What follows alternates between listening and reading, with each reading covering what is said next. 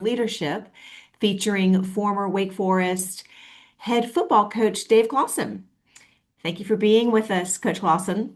Yeah, thanks for having me. I'm excited to do this and looking forward to it, and appreciate everybody who's taking time out of their busy day to join us. Today's program is sponsored by the Allegacy Center for Leadership and Character, and it is being recorded.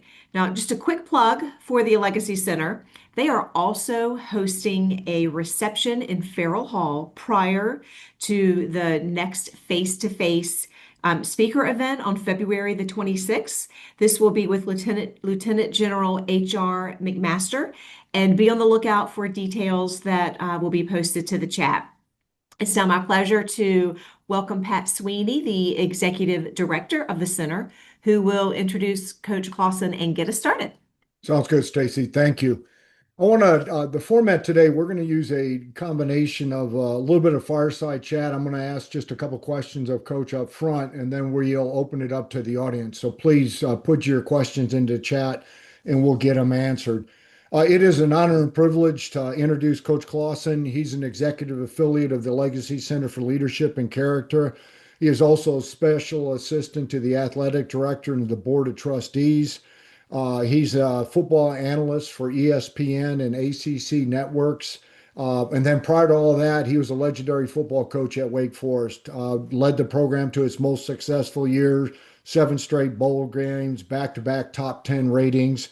And then prior to that, he has built his career on building and leading successful teams.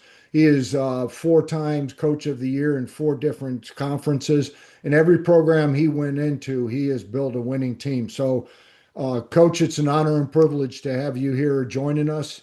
And to get us started, what I'd ask is, you've been successful your whole career as a leader. What is your approach or philosophy for leading? Well, my approach to leadership certainly has evolved over my 25 years as a head coach. I'm not too afraid to admit it that, I had the fortune or misfortune of becoming a head coach when I was 31 years old, when I was hired at Fordham University in December of '98. And at the time, I was the youngest Division I coach of the country, and I thought I was ready to lead a program. And I tell everybody I somehow took a bad program and made it worse. Our first year we struggled, and I look back now and I was young and dumb. Is that I really viewed, my leadership position of, leading from title or authority. And at that point in my career, I really believed that competency puts you in a position of leadership. And I learned the hard way that that was not true. And so over the 25 years, I don't, oh, thanks for muting that. Over the 25 years, my leadership style certainly evolved. I think the whole concept of being a servant leader, working those who work for you. But at the same time, as the leader, I thought it was very important that I always establish what the value system was, what I would call the non-negotiables of this is how we're going to run the program, and these are the standards. And if you choose to join us, whether it be as a staff member or as a player, that you're accepting these standards. These are things that will never change. However, the strategy and the output, we had to always be flexible with those things. So at the 4 different programs, I ran 4 different offenses. I ran 4 different defenses. However, our value system, our process, our structure, and how we were going to invest in the young men that their parents had trusted us with was never, ever going to change. But again, I viewed my job as working for those who worked for me. I had high standards and I expected output. But if there was anything in my control that prevented that output or us accomplishing our goals, it was my job to try to eliminate those obstacles. Great, Coach. You mentioned several things here. Can you kind of outline your playbook on how you went about building teams? And from the last answer on your approach, it sounds like certain things are non-negotiables, like these are the expectations all live by, but you seem to be flexible as far as strategy and how you went about achieving success.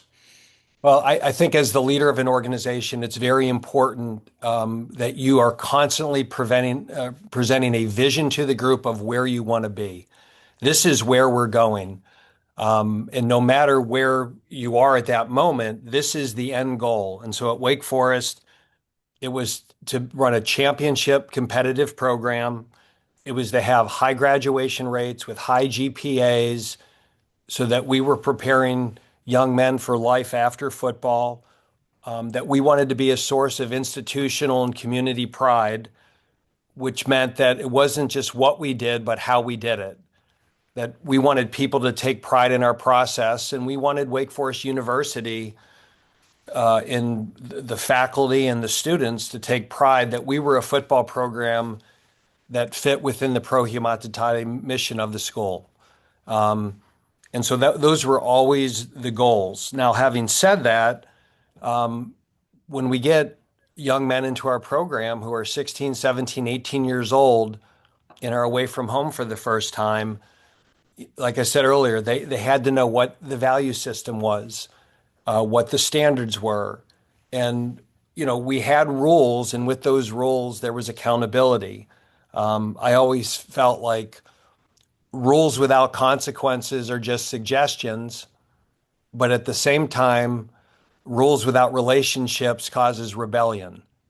And so there's this really fine balance that if you're going to have rules and standards, you have to have the willingness and the backbone to install those to uphold those standards. But at the same time, if you just come in and lay down all these rules and all these standards without an explanation why these things are beneficial to the group, and you don't form relationships, that causes rebellion, and that can, again, cause chaos within a program. So again, it goes back to creating a shared vision and something that was aspirational, that every player, every staff member, every member of the Wake Forest community could grasp onto and say, yes, that is a mutually beneficial goal to the institution, the athletic program, the football program, and every individual associated with it. Coach, you mentioned accountability, and I know a lot of people will say in organizations that the individual will hold them accountable, but the toughest thing is how do you hold your peers accountable and encourage mutual accountability, even if you're not in a formal leadership position, to ensure everybody is upholding the standards? Well, when you're at a school and a university and there's a lot of distractions, yes, we had a football team, but we had a football team that I always felt the best way for Wake Forest to be successful is if we recruited motivated students and athletes. Wake Forest is a hard school. The benefit of Wake Forest is the personalization of how small the classes are, the relationships with faculty. That's only beneficial if you actually go to class. And so we had very high standards for class attendance, getting their work done in time. And I always felt at Wake Forest that wasn't contrary to our goal of winning a winning program, that was very complementary. And a lot of people, I think, in higher ed think that there's this conflict between being a high achieving student and a high achieving athletic program. And I found that the more our guys went to class and the better their grades were, oftentimes the better football team we had, because like accountability doesn't just exist in one sphere of their life. That the same players that went to class and achieved in the classroom and didn't have social issues were our most reliable, dependable players throughout the course of the season in the fourth quarter of a game. So I really felt that holding our players to this standard on and off the field was, number one, a way of attracting like-minded individuals. We were very upfront in recruiting of what we expected from these young men off the field in terms of class attendance, character, community involvement. And if they didn't want those things, they shouldn't come to Wake Forest. And then we also were very upfront about what their goals were for them as football players. Again, the job of a leader and of a coach is to create momentum and create value that that person cannot create by themselves. And this was something that was going to be, again, not just beneficial to Wake Forest or Wake Forest football, but for every single individual in our program.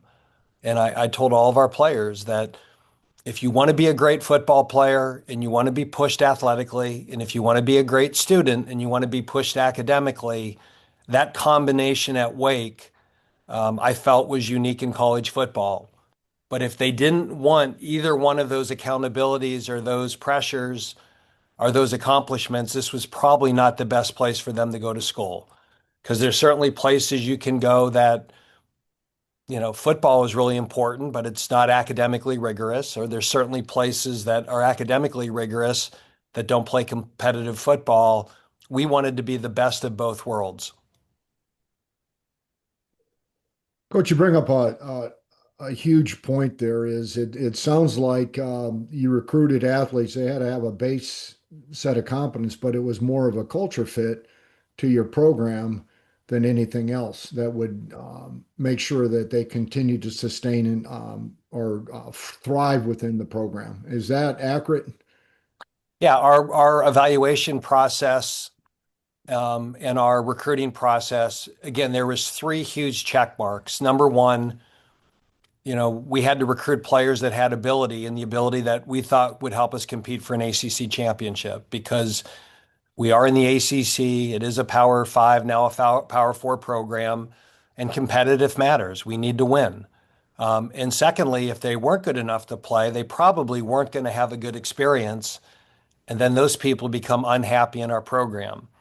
Secondly, they had to have the academic rigor and accountability to succeed at Wake.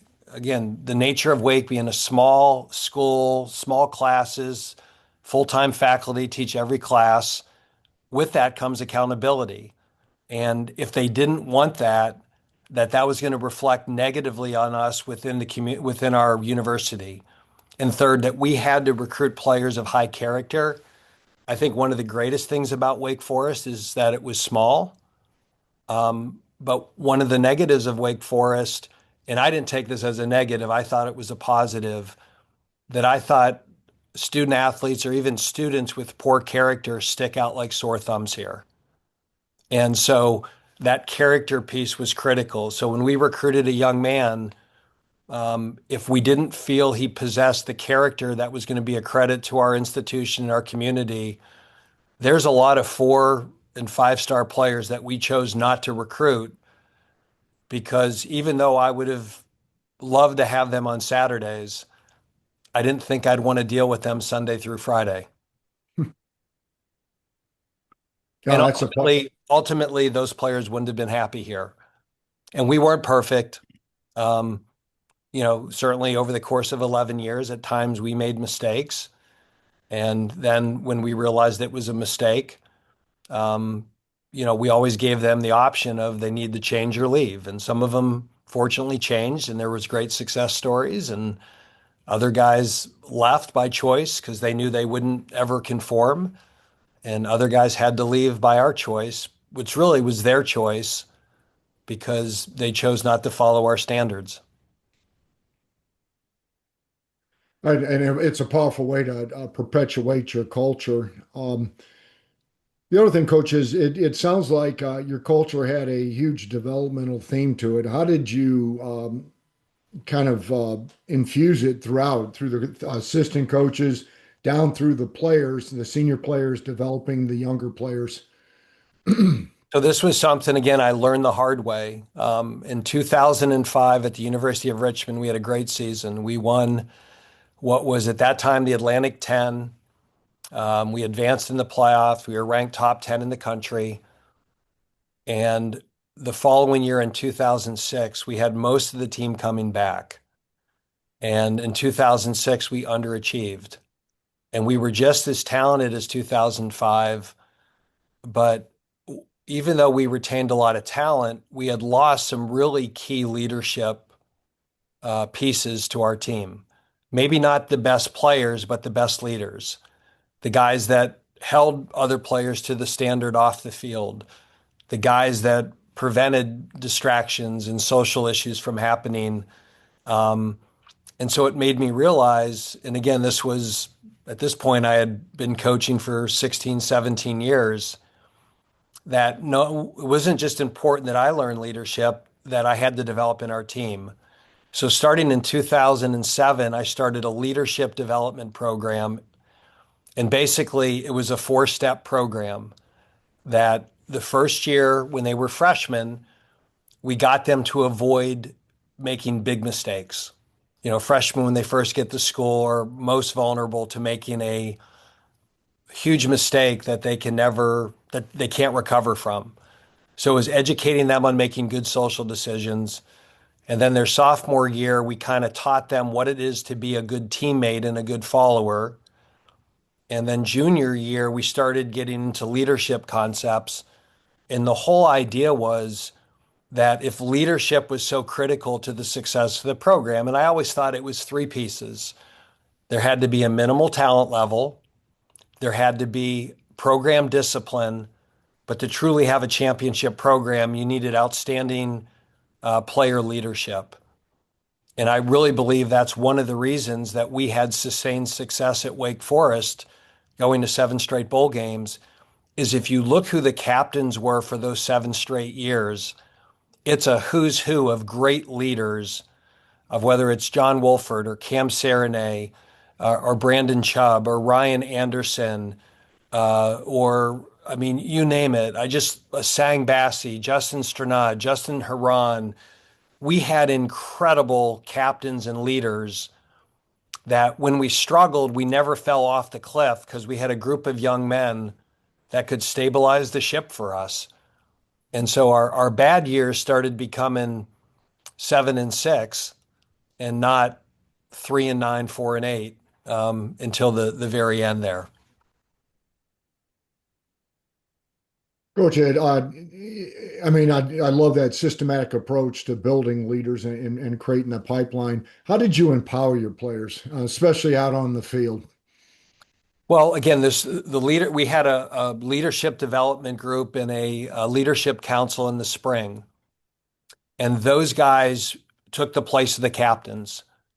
And I would give those guys lots of input on decisions we would make. And it could be anything as small as, you know, how do you want the spring game to be, or what uniforms do you want to wear?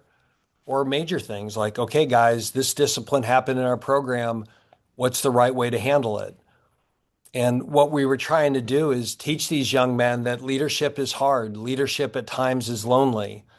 And I always told those players that you represent the players to the staff, but you also represent the staff to the players. And whatever decisions we make in here, because whether this group had 12, 13, or 17 people, there's always disagreement, right? And they found out that as coaches, when we make decisions, right, you're always weighing the positive and negatives and maybe the consequences of a decision. And you have to anticipate when you make a decision, what's going to be the fallout or the carryover. And a lot of times we would leave those meetings and not everybody would agree. But the importance of when you leave that meeting and you've made a decision, it's a unified front. And if any of those guys, if a player disagrees with the decision, you are failing the team if you agree with them and you don't support the decision of the group. And that was same for an assistant coach. We'd get in there and discuss things and at times disagree and get angry. But when you're part of a large organization, when you leave that room, it's got to be a unified front. We are a team. We are making this decision for what we believe is for the betterment of the entire organization, even if at times it doesn't benefit every single person in the organization. And their ability to explain it, defend it, was critical if we were going to have good leadership. And of that group of 16, the elite 3, 4, or 5 would become our captains. And then they would have that same decision-making power as long as it didn't violate the value system or what I would call the non-negotiables.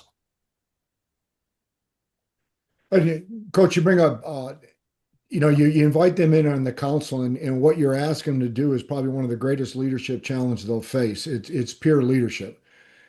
So did you select based on moral social courage, or how did you select those people for the council? I would have a team meeting at the beginning of the second semester every year, and the team would vote on a leadership council. And they would each get, 4 or 5 votes. And they had a vote for who they felt was the best leader on the team. They had a vote for who they felt was the best leader at their positional group. And then they had a vote for somebody that was in their academic class. So I made sure this leadership group always had our high end performers, and every single player on the team could say, I have representation in that group, either at my position or in my academic class.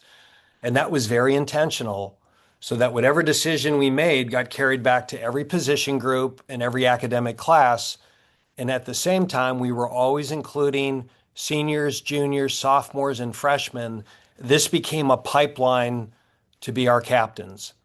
And again, we didn't have guys their first semester, but once they were in our program for a fall and they understood how we ran the program, what the standards were, what the expectations were, I wanted to get freshmen involved as soon as I could, so they started thinking like leaders.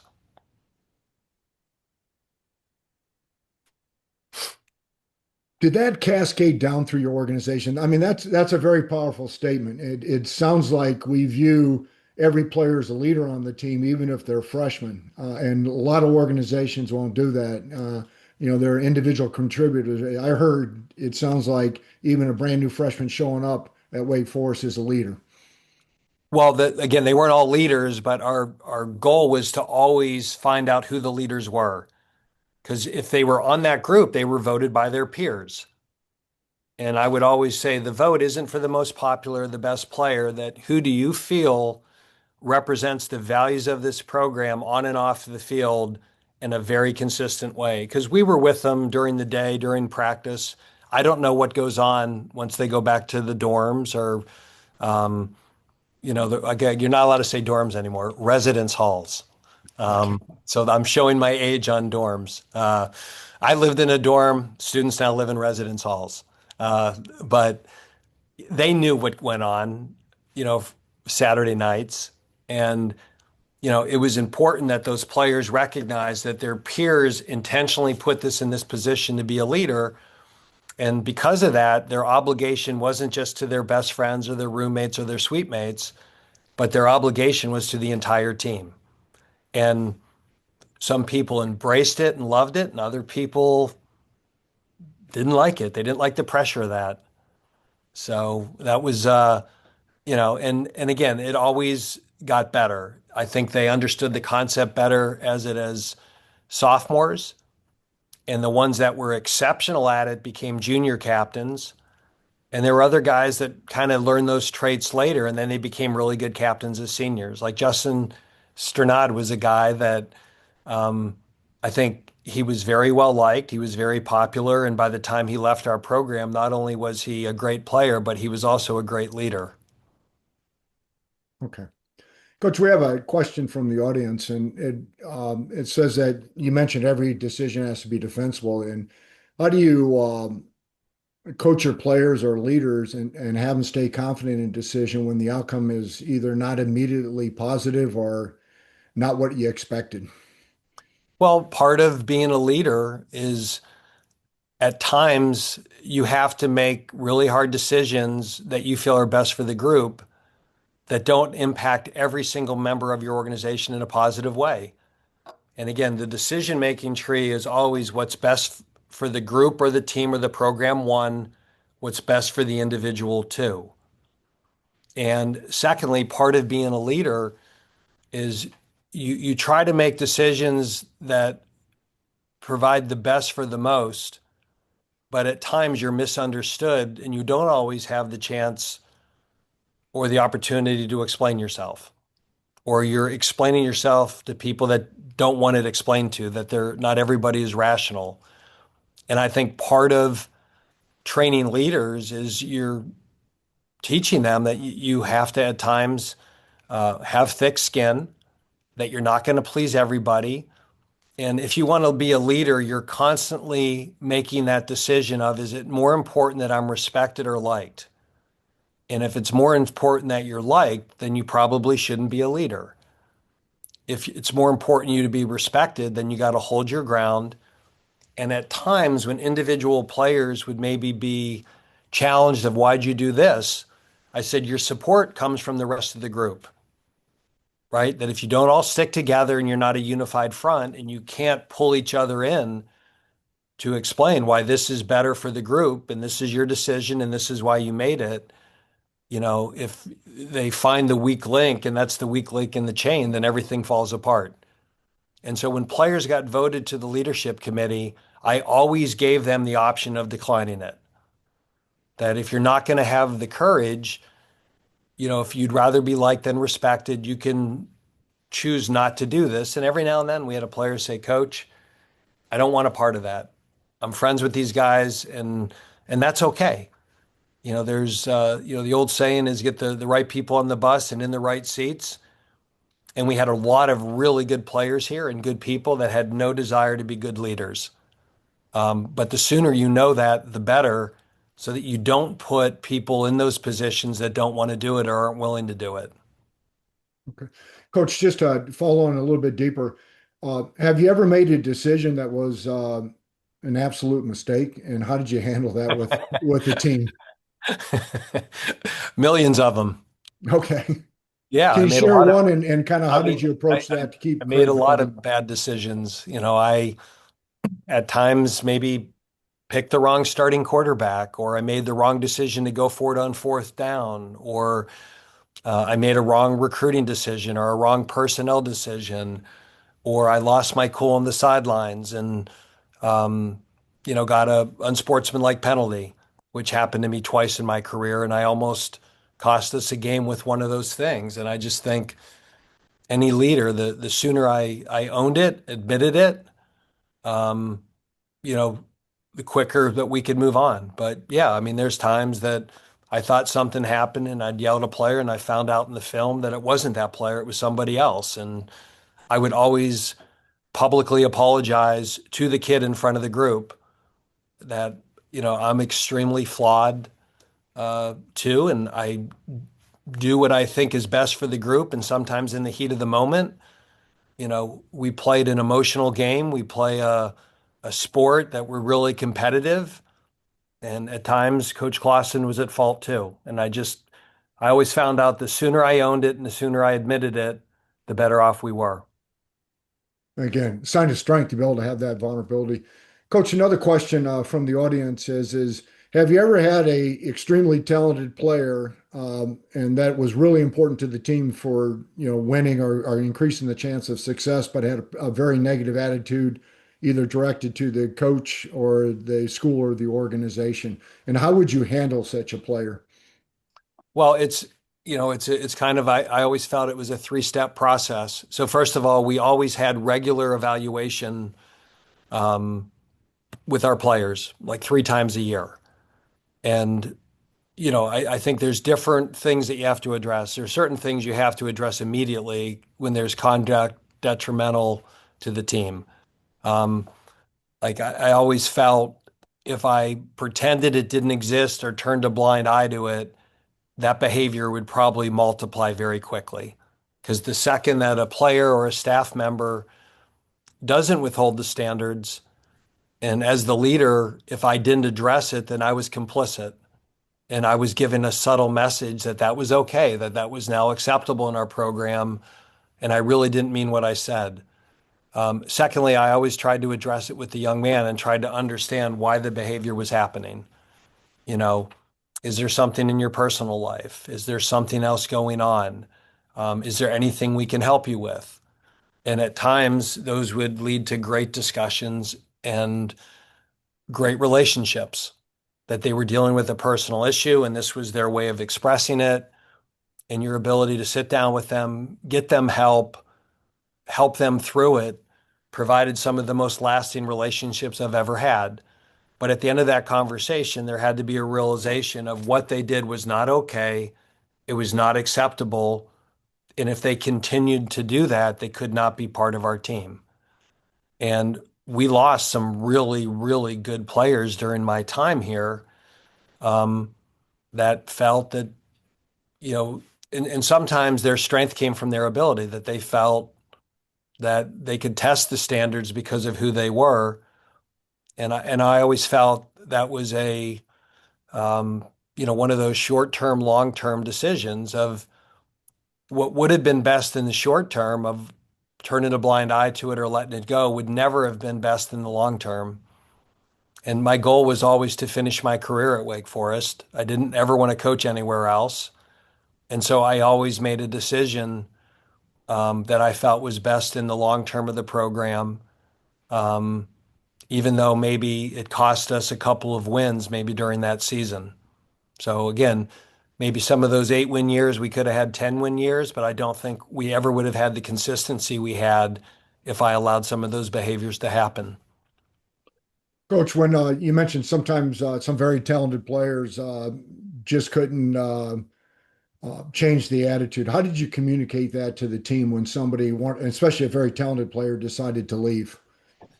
Well, I would, again, you're always careful because you certainly had to address it with the team. Hmm. And I never ever wanted to say anything negative or personal about the individual because I never wanted the group to think that this was an emotional, personal decision that I didn't like the kid. So I was very careful to always generalize it and say, guys, we have standards in our program. You know what those standards are. When you came to Wake Forest, you chose to embrace those standards. And I don't care how good you are or what your role is, and whether you're the starting quarterback or the fifth string nickelback. The same standards apply to everybody in the program, and that will never change. And I always tried to give the player the option of going to the portal or withdrawing on their own. Um, again, it was like you need to change your leave, and that way it didn't have to become a public that I threw them off the team and it hurt their future. So, I always said that you need to change your leave. If you choose to leave, the announcement is you're choosing to leave. If you choose to stay and not change, your exit won't be as good for you. And again, there's a lot of really, really positive stories of guys that decided to change. Um, and those are some of the most enduring, rewarding relationships that I have. I mean, it was public, so I don't feel bad saying this, but when Kendall Hinton first got here, he struggled with some things. But man, he changed. And he became just a great kid and a great student and a great leader of our program and a great example. And, whatever, 10 years later, I'm still in touch with Kendall Hinton. I just texted him a week ago. And I don't think we would ever have that type of close relationship if we didn't go through those hard times together. Boy, and that's a powerful way that relationships can be strengthened by having those candid conversations and letting the person understand that they either need to change or need to develop. Coach, another question that came in from the audience. Have you ever had a player that thought they should be starting and getting more playing time, but their talent is not at the level that they think it is? And how would you address that? Well, we had 130 players on our team and we have 22 starters. So I only had 108 of those guys every year. So, yes, and that's just where I always felt as a leader, the evaluation process. One of the questions I would ask every player uh, in the evaluation process is what role on our football team do you believe that you've earned? And then monetize that in how many plays per game have you earned? And it was really interesting because it was really an insight into their personality. You had guys that were third or fourth string that thought they should be playing 85, 90 plays a game and be a starter. And I would say, well, is this your goal or where you believe you are? Well, that's where I want to be. Okay, great. We've established this is your goal. What are the steps you need to take to get there? Because we want to help provide those steps. But at times I would say, okay, this is the depth chart. This is where you are. why do you feel you should be ahead of those guys? And hear them out. Um, and then there's other times that we had really, really good players that I thought would be starters, and they felt that they were only going to play 20 plays a game. And I could tell that these were young men that weren't confident, and this helped us coach them. And so I think the guys that over evaluated themselves, I would tell the position coach that, when you coach them, you need to be very direct and honest about these are the plays and these are the things that are happening in practice that prevent you from having that role. And if you fix these things, you can have that role. But we also uncovered players that were great players that just didn't have confidence. And so there was always the analogy in coaching that at times a kid needs a pat in the back and at times a kid needs a little bit of a kick in the butt. And those meetings were very eye-opening onto the psychology of the player and really what they needed from the staff. And I always felt the good assistant coaches, if they were good communicators and good coaches, where they had the player had themselves. That way I knew there was great communication between the assistant coach and the player. When there was these huge discrepancies, at times the issue was with the coach, that, the coach was too positive, and that always ended negatively when the kid did not play as much as the coach had indicated. And then I had an issue with the coach. Coach, I appreciate that because it brings up the powerful developmental impact of candid conversations and delivering it in a developmental manner and including the person in on that conversation to kind of help the self-awareness.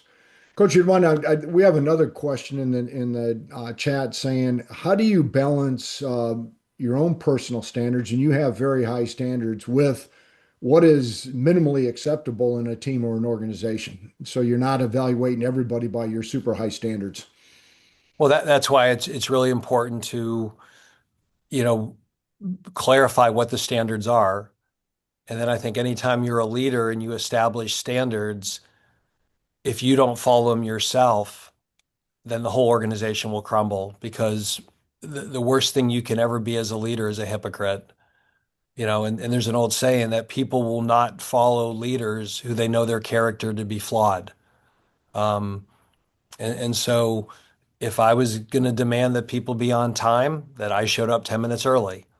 Um, and, again, the best of my ability, and I'm sure at times, um, I wasn't perfect, but if I was going to expect anything from our staff or our players, I had to make sure that I was an example of that standard. And that was always the thing I told our better players and our leaders is this position is also a burden, because the second you accept a leadership position, that you not just have to live up to the standard, you have to uphold the standard, and you can only uphold it if that you live up to it. And again, some people don't want that. We had really good players who wanted to be leaders that felt that that title or that position gave them flexibility with the rules because of their title, and it's the exact opposite. So leadership's a burden, and it's not cut up for anybody. And again, there's an old saying that there's a lot of people that want to be president, but there's very few people who want to do president. And the same with leadership, captain, CEO, having the job and doing the job. Getting the job is an accomplishment. Doing the job is always a challenge. Coach, it's you've been on a great journey as a leader. What have you done to enhance your leader development? Have you ever had a leadership coach, or what did you do to make sure that you're continuously progressing as a leader? Well, my first leadership opportunity, I failed so greatly. The first time I was a head coach at Fordham, here I was the leader, the whatever CEO of a football program. In that first year, we were 0-11. And despite my ability to coach quarterbacks and call plays, if I didn't learn how to lead much better very quickly, I was going to fail. And it was really threefold. I read a lot. I stole a lot from the business world. I read a lot of business books on leadership because the similarities of being a CEO and being the head football coach. There's much more in common with those things. There's more similarities than differences. Um, I really felt that I needed to always have somebody on the staff that was kind of a mentor, that they had the job because they wanted it, not that they needed it, that would always give me feedback on areas that I was not doing a good job with. And that was really important, that I establish relationships with other people in my exact same position that I didn't compete against, that I reached out to other head coaches that had struggled and had figured it out and what they did differently. And so I really developed a network of other head coaches.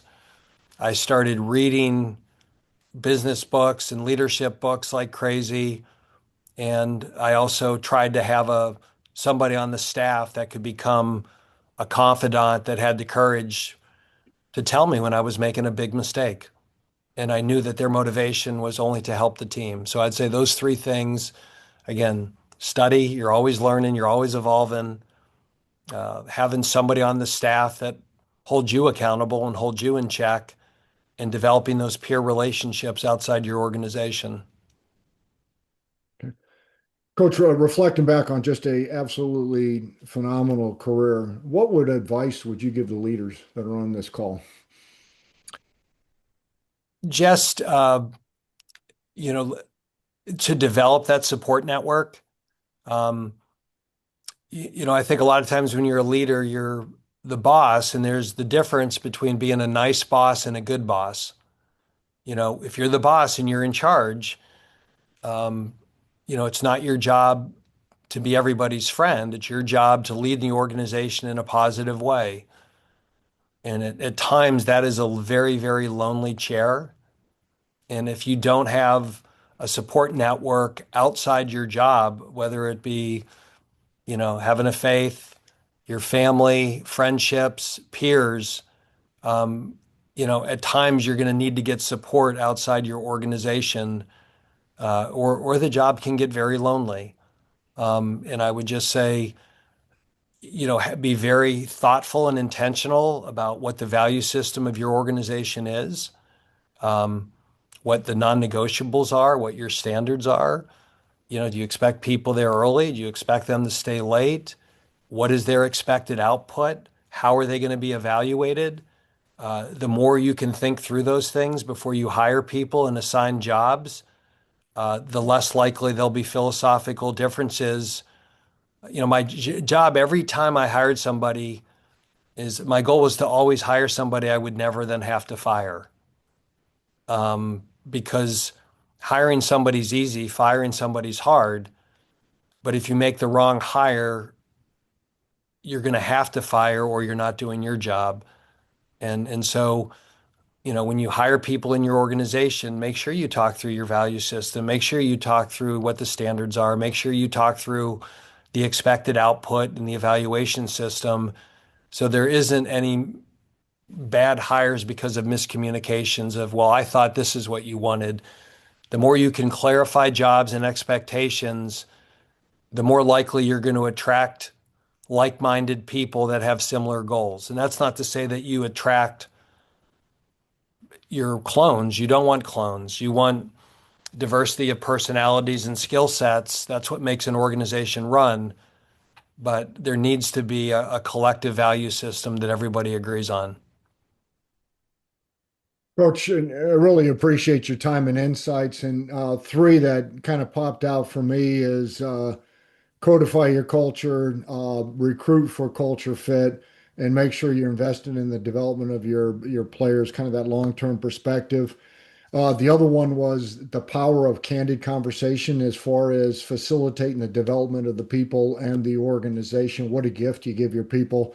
And the last one I picked up from that was, leadership development. Your own leadership development is a career long or lifelong process, and you got to constantly be engaged in it. So, thank you for sharing your insights from the Playbook firm for leadership from the field to the boardroom, and we greatly appreciate it. And I will turn it over to Stacy. Thanks, Coach. Thank you. That was fantastic. I hope that everyone found something. I'm so glad we recorded it because I was taking notes and could not write fast enough.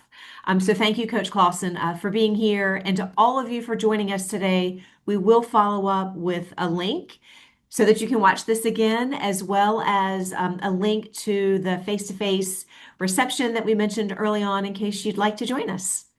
Have a great day, everyone.